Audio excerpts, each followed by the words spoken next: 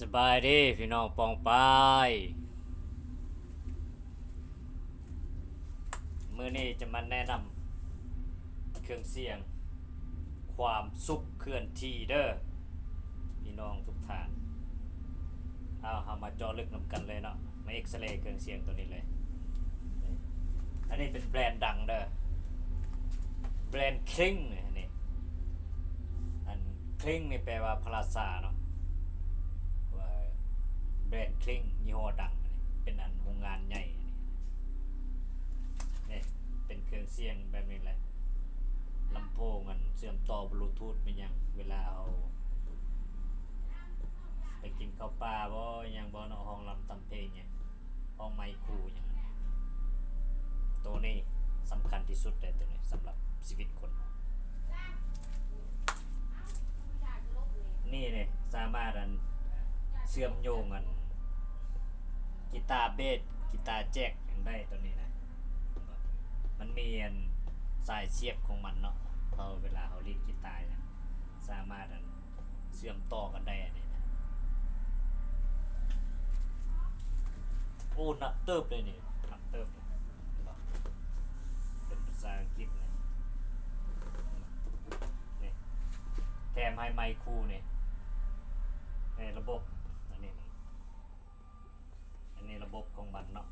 เอามักแบบใดก็ปรับเอาตัวนี้นะคือว่าจอลึกสั้นๆว่าแบรนด์มันเนี่ยระดับคิงมาได้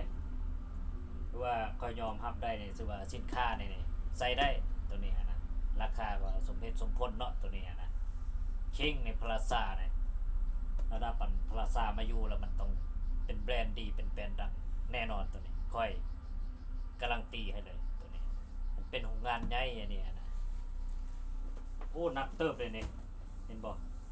เป็นอันภาษาอังกฤษเนี่ยนี่เอาไปเนี่ยเอามาเปิดเบิ่งนำกันเลยเนาะตัวนี้นะ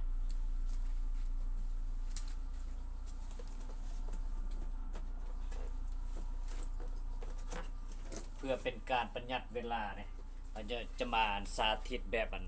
ไวๆเลยเนาะ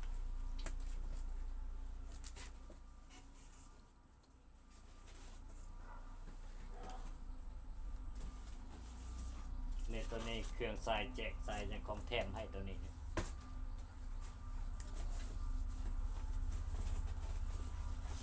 นี่มันสายซากเนาะมาของแถมให้เลยตัวนี้มากับเครื่องเลย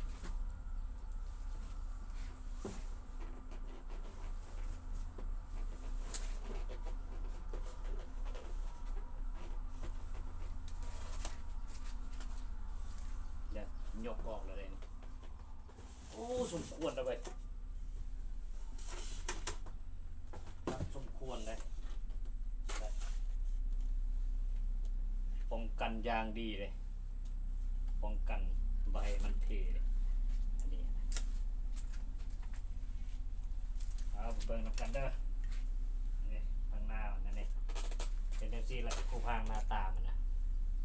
นี่อันนี้เราอยากปรับแห้งปรับคอยอย่างเอาปรับเอาเองเนาะตัวนี้นะลูกเล่นมันเลยนะ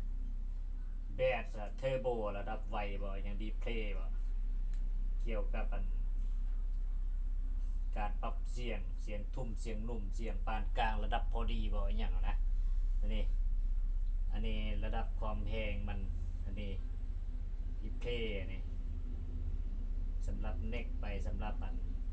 เพลงอันนี้สำหรับตัดเสียงอันนี้นั่นเนาะแบบปุ่มมัน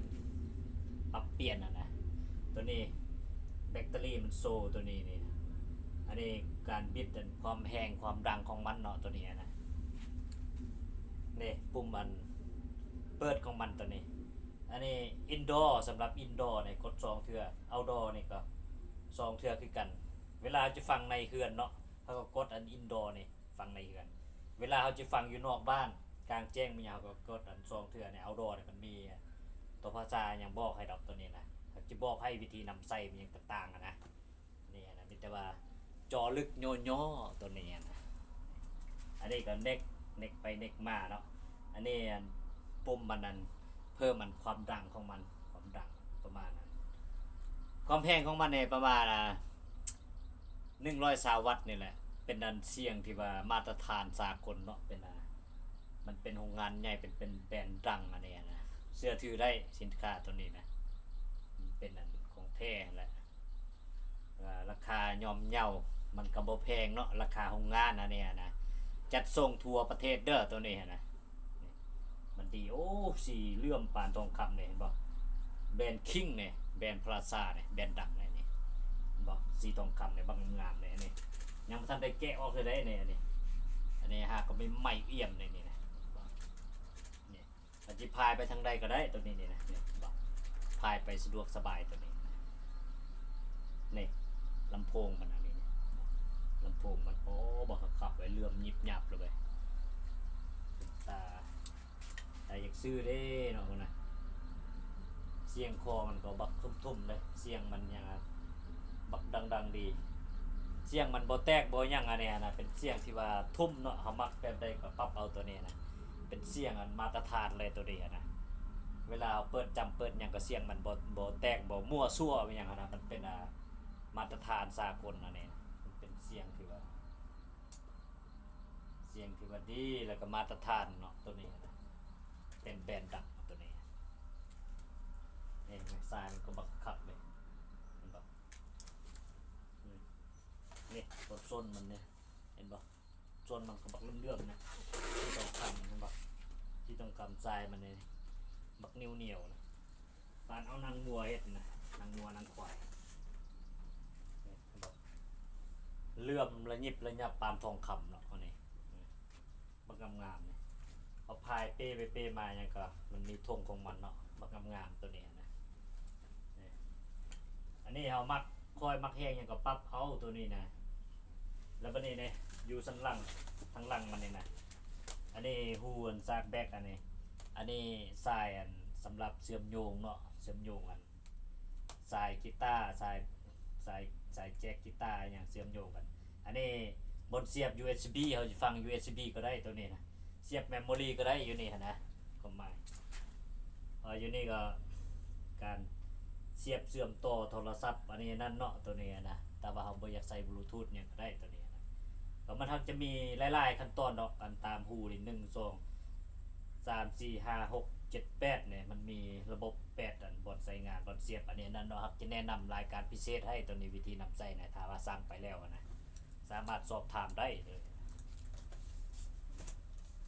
อันนี้เอามาสาธิตให้แบบอันคร่าวๆซื่อๆเนาะแต่ว่ารายละเอียดมันก็มีปื้มคู่มือมันอยู่แล้วนะแต่ว่าอันนี้เอามาจอลึกเอ็กซเรย์ให้ตัวนี้นะนี่ของแถมมันแบรนด์คิงแบรนด์พลาซาแบรนด์ดังแต่ตามธรรมดาเนี่ยสินค้าดีเนี่ยมันจะโฆษณาโดยตัวมันเองเนาะตัวนี้นะคือว่าเราบ่ต้องโฆษณาหลายสินค้ามันโฆษณาเองถ้าว่าสินค้ามันดีนะนี่บอกอันนี้ไม้มันแถมให้ซองไม้เลยเนอะเนี่ยแบรนด์คิงไงพลาซาแบรนด์ดังเอาใส่ทานเอาซองอันบอกซองอันงาม4 ปอนด์ที่บักคักๆนะอันนี้ก็สำหรับอันบอลนั้นบอลตั้งไม้เนาะตั้งไม้2 อันเนี่ยนะแล้วก็มีรีโมทคอนโทรลอีกรีโมทควบคุมเลยนี่ปุ่มยังเนี่ยควบคุมมันแต่ละปุ่มนะตัวนี้นะนี่เห็นปะควบคุมมันยังเอามักได้ก็กดเอาเนี่ยมันมีตามตัวนี้แหละรายละเอียดนะอาจจะบอกให้วิธีนำใส่นะถ้าว่าสั่งไปแล้วนะแล้วก็เครื่องนี่ก็รับประกัน1 ปีเนาะแปลงฟรีให้1 ปีถ้าว่าไปแล้วมันยังมีปัญหาอย่างไรรับประกัน1 ปีอะไรมันยังแปลงให้ฟรีเนาะแปลงให้ฟรีเรียบร้อยหมดเลยว่าร่างการขายก็มีการนั้นรับประกันอีก1 ปีนี่มันสุดคุ้มค่าแล้วตัวนี้อะไรมันยังก็ซื้อทางห้างเนี่ยจะแปลงให้ฟรีหมดเนาะภายใน1 ปีนะการนั้นยกเลิกรับประกันเนี่ยก็คือว่าเฮ็ดตกแตกเองหรือว่าเฮ็ดอันที่ว่าไปโยนทิ่มบ่อย่างนั้นในหมดประกันแท้ตัวนั้นเนี่ยบริษัทใดก็คือกันตัวนั้นว่าตัวนี้เนี่ยภายใน1 ปีรับประกันร่างการขาย1 ปีอะไรมันยังซื้อให้ฟรีๆหมดอันนั้นนะตัวนี้นะเพราะว่า ตัวนี้เขาต้องใส่ใจลูกค้าได้เนาะตัวนี้นะแต่ว่ามันบริลีมันบุเพดอกเขาอันคนไทยได้ซื้อไปนี่3-4หน่วยแล้วเราไปซื้อไปเปิดธุรกิจอยู่วังเวียงเราว่าไซดีตัวนี้นี่นะคนไทยได้มาซื้อเป็นค่าประจำแบรนด์ดังคนต่างประเทศยังไปเที่ยวไลน์เนาะอยู่วังเวียงซื้อกลับมาซื้อซ้ำเลยแสดงว่าสินค้านี่โฆษณาโดยตัวมันเองได้ตัวนี้นะตัวนี้เป็นสาธิตแบบคร่าวๆเนาะตัวนี้นะเดี๋ยวนี้จัดส่งกันทั่วประเทศลาวเด้อตัวนี้นี่นะสำหรับเครื่องเสียงตัวนี้นะรับประกัน1 ปีนี่นะแล้วเป็นแนวได้ละคอมเมนต์มาถามมาถ้าไปอยากให้ส่งไปทางใดทางใดมีอย่างเนาะถ้าว่าสนใจราคาอย่างก็ถามได้สามารถสั่งซื้อได้ตัวนี้นะรับประกันให้1 ปีราคาย่อมเยาบ่แพงตัวนี้นะเดี๋ยวก็จะไปเอากระเป๋าตื้มอันนึงเด้อเพราะว่าเมื่อซื้อนี่ค่อยซื้อมากระเป๋าของมันเองไงแบรนด์คิงพลาซาได้แบรนด์ดังเนี่ยนะกระเป๋ามันบักงามๆกระเป๋ามันนะเขาใส่เครื่องเสียงนี่ก็ได้หรือว่าเขาจะใส่เครื่องนุ่งห่มไม่ยังก็แล้วแต่เนาะเวลาไปเที่ยวไปยังก็ได้คือกันแต่ว่าเขาบ่อยากใส่อันนี้ไว้นะกันเขาอยากใส่เครื่องยังก็ชื่อว่าครับกระเป๋านะสีดำแต่ว่ามันเป็นแบรนด์ดังนะประมาณนะใครว่าคักก็คักโลดเนี่ยเสื้อค่อย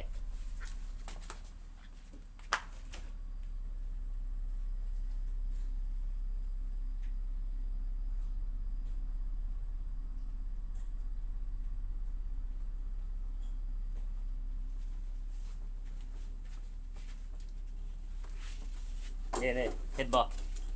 เห็นบ่กระเป๋ามันนะกระเป๋ามันบักคักในสีดำเนี่ยป้องกันบ่ให้มันเปื้อนไว้อีกเนี่ยเป็นหนังแท้ได้นี่เห็นบ่เป็นแพรแท้ได้นี่นะสินค้าเกรด A เลยนี่ของดีเขาก็ว่าดีเนาะของบ่ดีเขาก็บ่กล้านำเสนอเลยนี่คือว่าแหละเพราะว่ามีสิ่งดีๆก็แนะนำกันนะเพราะว่าผู้ใดนะต้องมาว่าแบรนด์ดังแบรนด์คิงนี่นะของแท้เป็นโรงงานใหญ่เลยนี่เว้ยหนังสือทองคำนะแบรนด์คิงกระเป๋ามันในซื้อเองกระเป๋ามันนี่นะกระเป๋ามันนี่ประมาณ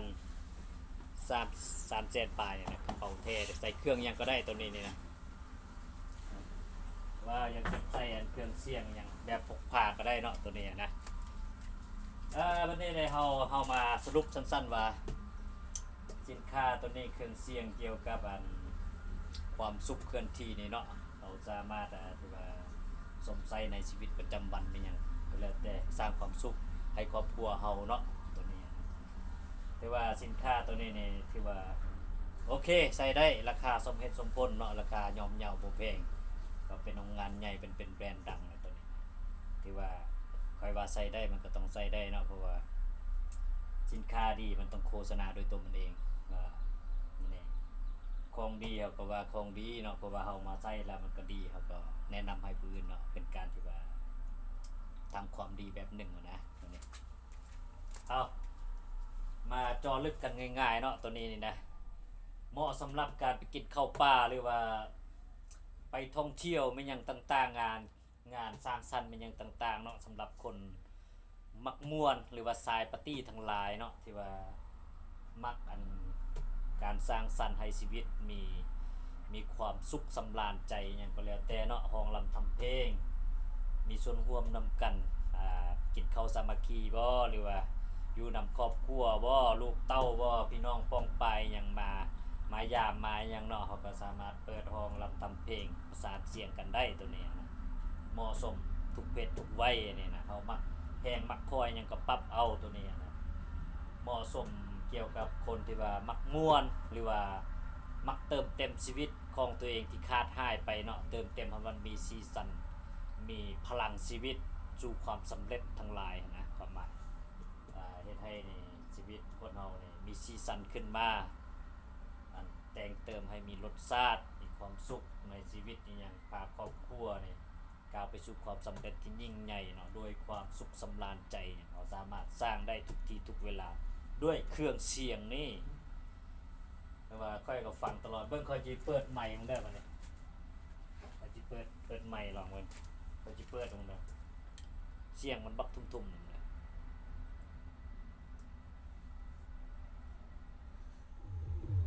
พูดอ่ะเสียงเปิดอันประมาณ30ก็ได้นะ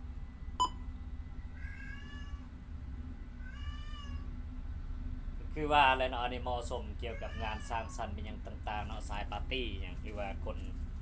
มักมวนมักซื่นนี่เหมาะสมที่สุดแหละตัวนี้นะสามารถพกพาไปได้ง่ายสะดวกสบายเนาะทุกที่ทุกเวลาที่ว่าเราต้องการจะไปออกเดทนำแฟนบ่หรือว่าคู่ชีวิตบ่หรือว่าคนกำลังที่ว่าจีบกันใหม่ๆเนาะเข้าไม้ปลามันหยังก็แล้วแต่เนาะหรือว่าคู่ชีวิตได้หยังครอบครัวหยังก็แล้วแต่นำเพื่อนฝูงมิตรสหายหยังก็แล้วแต่เนาะมักม่วนมักซื่นที่ว่าห้องรำทำเพลงว่ายามม่วนก็ม่วนยามเฮ็ดเวียกก็เฮ็ดเวียกยามกินก็กินนั่นแหละชีวิตคนเฮาเนาะติดแท้มันคู่กับเครื่องเสียงนี่แหละเขาสามารถสร้างได้ที่ทุกเวลาเนาะที่เฮามีชีวิตอยู่เนี่ยหากำไรชีวิตเฮาเห็นบ่เบิ่งจะเปิดลงได้ตอนนี้เปิดไมค์ลงได้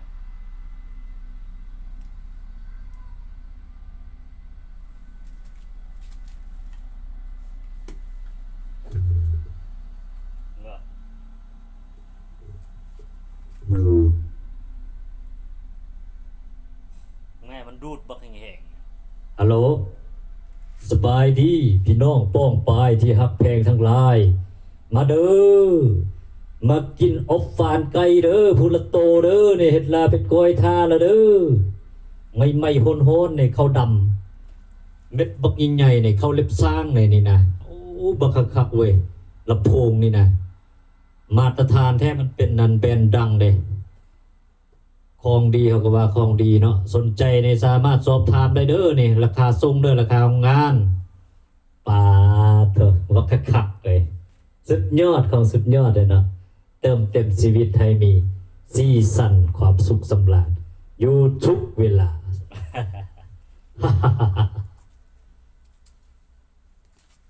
แม่เสียงมันบักทุ่มๆเนาะพี่น้องปองปายเนาะผมนี่ขนาดอันนี้ใส่เสียงธรรมดาได้นี่นะกันเปิดเทมจะจำได้เนาะแต่ว่าของดีก็ว่าของดีเนาะเพราะว่าแนวมาจอสลึกจอลึกมันนะสินค้าดีมันต้องโฆษณาโดยตัวมันเองนั่นแหละสบายดีพี่น้องป้องปายพากันกินข้าวกินน้ำระบอกอย่าลืมกินอาหารการกินได้ข้าวปลาอาหารมันสำคัญที่สุดได้สำหรับชีวิตคนเฮานะจื้อไว้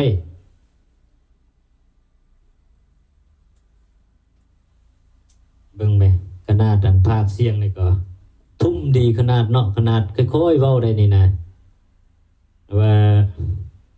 เอามาสร้างความสุขสำราญไปนำกันเนาะตัวนี้นะมาร้องเพลงกันอาคมสมหวังบ่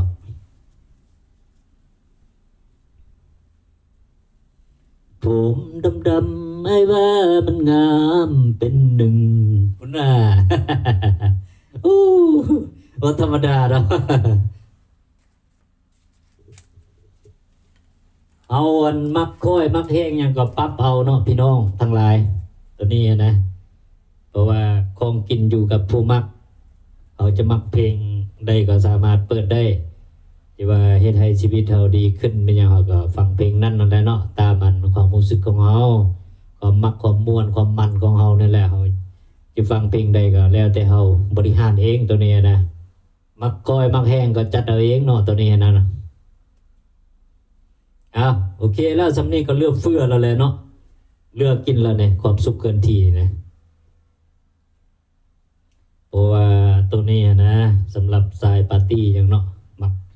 ความสุขสำราญอย่างต่างๆนะความหมายนะเราสามารถพกพาไปใส่ทุกที่ทุกเวลาท่องเที่ยวเป็นอย่างต่างๆเนาะตัวนี้นะสามารถสร้างความสุขให้เราได้ตัวนี้นะถ้าว่าสนใจก็อินบ็อกมาเด้อคอมเมนต์ถามได้เรื่องราคาเป็นยังไงนะขายราคาของงานเนี่ยนะส่งทั่วประเทศลาวเด้อโอเคส สำหรับคนที่ว่ามาเบิ่งคลิปนี้ก็ขอบอกขอบใจหลายๆเด้อก็ให้มีแต่ความสุขความเจริญจงเกิดขึ้นอยู่ชีวิตนำครอบครัวไม่ยังฮักกันหลายๆก็ให้เจริญก้าวหน้าทางด้านหน้าที่การงานประสบผลสำเร็จในชีวิตยิ่งขึ้นไปเด้อเอาว่าร่ำรวยแล้วก็อย่าลืมทำความดีต่อไปอันแหล้วเนาะตัวนี้นะก็ให้ทุกท่านนี่มีแต่ความสุขโชคดีตลอดไปเด้อโอเคสั่งซื้อได้เด้อทั่วประเทศลาวนี่ราคาส่งราคาของงานเด้อโอเคขอบใจหลายๆ